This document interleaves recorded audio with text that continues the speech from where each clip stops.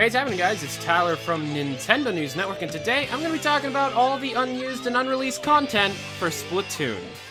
Here we go.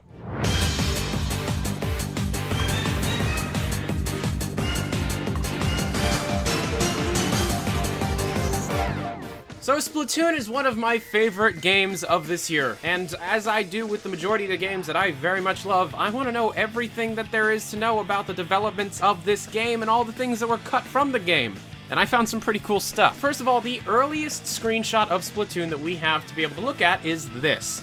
This is the earliest version of Splatoon that we have any idea about in the public eye. The initial game was that the players were supposed to place blocks of tofu and shoot ink around a maze and cover turf. The tofu could not dive into the ink and instead used their own colored ink to hide. As the tofu itself was a very similar color to the ink, it just kind of acted as a natural camouflage. However, the game did not stay within this you play as tofu state, and it grew and grew in terms of its art style over time. However, the characters made a couple different changes before they came to squids, and the first one was bunnies. Apparently, for some reason, the developers thought that ink and bunnies correlated somehow, but the bunnies only lasted for a short period of time. The idea of swimming through the ink was later found a little bit closer to E3 2014, and so squids seemed to be the best fit for the game, as squids shoot ink, and squids can swim, and the ink and everything came together really well. This sketch shows some of the original ideas of how the squids were going to look,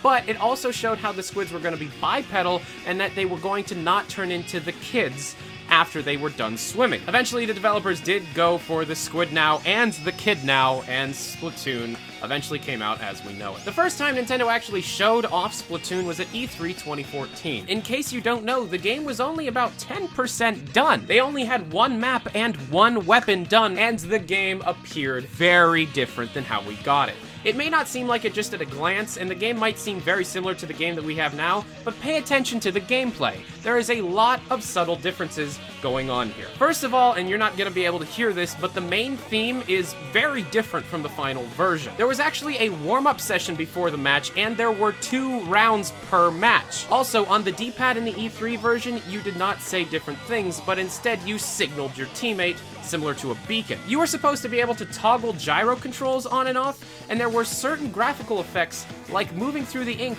that were a lot simpler than their final form. The music throughout the entirety of the game was quite different, but the music that was the most different was the 1-minute warning music that you hear at the end of any match. The tape at the end of any battle was orange instead of yellow, and the victory and defeat animations were a lot worse. Quite a bit unpolished, and a lot of animations were just a bit worse. I don't know how to explain it. There was only one playable map, and that was Urchin Underpass. However, there were some unfinished areas of the map blocked off by oil pumps. And also, the gun being used by the Treehouse Showcase was completely cut. The gun that was shown off during the game is nowhere to be seen in the final version of the game, and it isn't even seen within the code. When the game did come out, however, there were a couple funny things that people were able to find. The back of the amiibo box, which you can't see because of the way the camera works in Splatoon, is a highly detailed, fully done-up version of the amiibo box, but in the Splatoon language. There are also unused map entries. A lot of them. Located in something called mapinfo.bamlol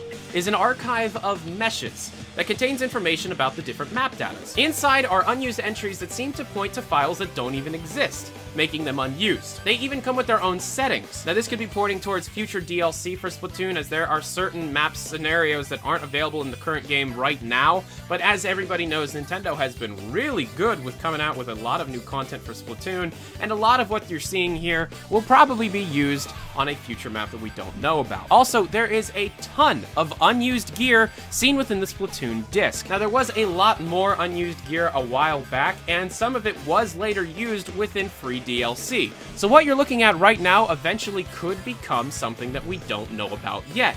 Free DLC is going to be happening. It's just kind of really cool to know that Nintendo is really going crazy with Splatoon. However, there are some unreleased weapons, but all we have are the names of those weapons, and a few of them are the Neo Splash-O-Matic, the Luna Blaster Neo, the Custom Range Blaster, the Rapid Blaster Pro, the L3 Nozzle Nose D, the Carbon Roller Deco, the Blobber, the Triple Blobber, the Bomb Lobber, the Custom E-Liker 3K Scope, and the Bamboozler 14 MK2. There are a lot other ones seen within the code, but without boring you, just know there are a ton of unused weapons within the game's code. And before, things like the N-Zap and the minigun were also seen within the code. So a lot of these might be pointing towards future updates. Just keep in mind that Nintendo was still going pretty hog wild with Splatoon. Yes, there were very, very small differences between the Splatoon Global Test Fire and normal Splatoon, but the game itself was very identical from what you have now.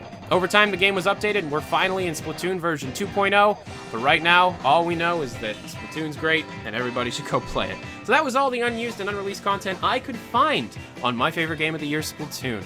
Thanks for watching, guys. As you know, I'm Tyler. This is Nintendo News Network. If you like this video, please subscribe, favorite, comment, do all that stuff. It really helps me out. Drop me a like, and maybe tell me what your favorite game of this year is down in the comment section below. If you want to see me live stream Splatoon, which I will be quite a few times, go follow me on my Twitch page. Valve News Network is the Twitch username. Also, if you want to watch any of the recorded streams, if you miss them, I have a second channel where I upload all of my recorded streams. It's called Valve News Extra. But that's because I do another channel called Valve News Network. So thanks for watching, guys. Have a good day. Adios.